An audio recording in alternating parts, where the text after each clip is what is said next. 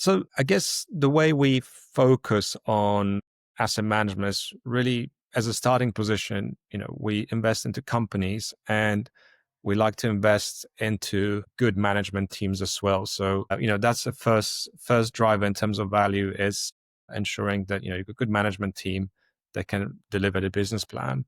That doesn't mean that, we don't get involved, but actually the principle is very much about understanding where the management has key strengths and ensuring that, give them the latitude to be able to deliver on those.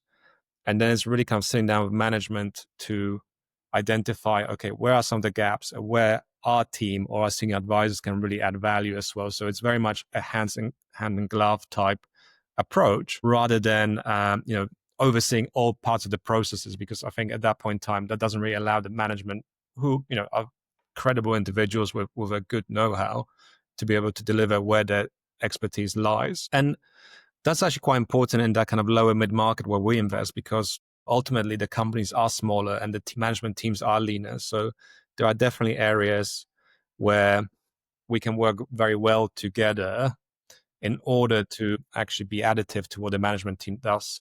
So to give you an example, our teams do get involved quite a lot on potential capital structuring initiatives. So, financing and refinancing, it's something that, we know quite well from even the M&A side of things. And the management teams don't always have, large treasury departments with that know-how. So that's an obvious example. But actually, we also use the benefit of our network. So we, at the moment own 21 investments to be able to really introduce processes across wider portfolio.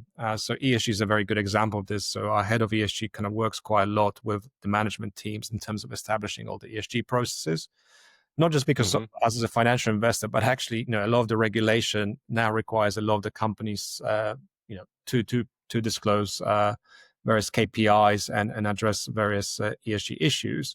So he's able to work, potentially beginning with one single company, get the right process in place, and then being able to replicate across the other assets as well. And I think that's actually quite a positive way of, us being able to be helpful to the management teams, but also finding, efficient way of being able to distribute it across that know-how across various parts of the portfolio.